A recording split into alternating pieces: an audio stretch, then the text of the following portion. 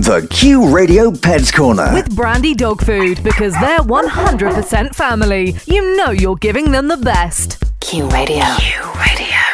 Coming up, we hear the amazing story of how a big abandoned dog and a little sick boy fell in love. The Q Radio Pets Corner. With Brandy Dog Food, because they're 100% family. Now, there's nothing so inspiring than a true story where an act of cruelty fundamentally changes lives for the better, and that's the case with the story of Hatchie and Little B. And joining me now is Colleen, Little B's mother. You're very welcome, Colleen. Thank you. I'm so sorry. I'm a stepmother.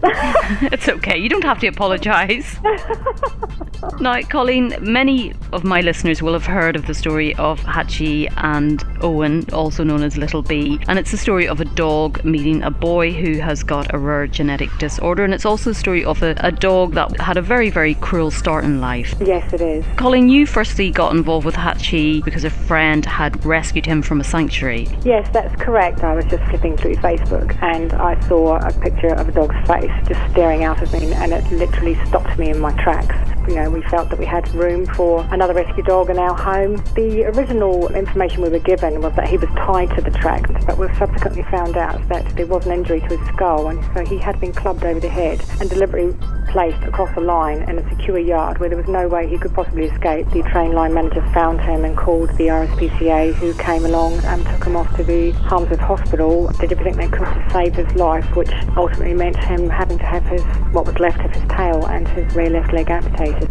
You take Hatchie home, and living with you is Owen. Owen has a rare genetic disorder called Short-Stampfel syndrome. Basically means that his body is in a permanent state of tension. It's not possible for his muscles to relax, and this therefore means that his bones aren't given the opportunity to grow properly. Basically, his body is doing the equivalent of a marathon and a huge circuit workout for 24 hours a day, 7 days a week. At this point, Colleen, Owen was quite withdrawn and quite anxious. Yeah, he just didn't like being in his wheelchair outside. If you were to carry him in your arms or put him in a pushchair, then people wouldn't really take any notice. But the wheelchair grabbed people's curiosity, and therefore he was fully aware that people were staring at him, and from such a young age he realised that something must be different, and he didn't like it and didn't want to be in there, and he would just tuck his head down and cross his arms and not interact with anybody. And so then you take Hatchie home, and what happens?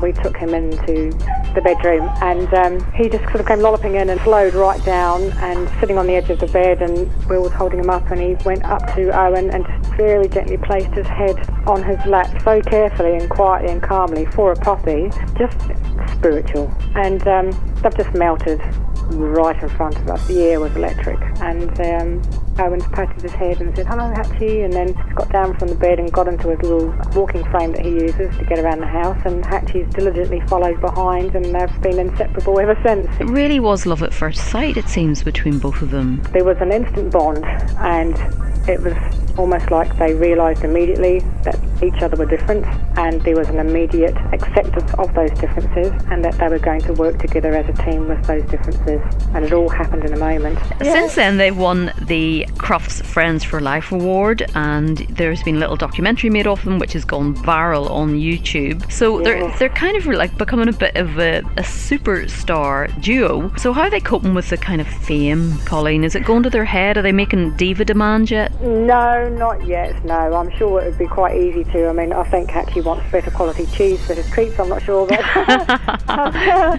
with Owen, we've kept him very, very grounded about it all, and he truly understands the concept of he being the person that is helping to bring Short-Stampfel syndrome into the world stage, and that as a result of people wanting to be kind to him, he also has to show kindness, and luckily he's got a naturally kind heart, and he loves helping people, and he loves doing charity events. I'm just so proud of him, and I don't think a human being could have done that for him. I truly think it's only because of Hatchie that this has happened. It's a fantastic read, Hatchie and Little Bee. It's just been published and I really urge anyone to go out and get it. Pets Corner. Thursday Pet Trivia. Did you know that no matter what the breed, all dogs have 321 bones and 42 adult teeth? For more facts, features and competitions, why not like Brandy Dog Food on our Facebook page by going to facebook.com/brandydogfood. The Q Radio Pets Corner. With Brandy Dog Food, because they're 100% family.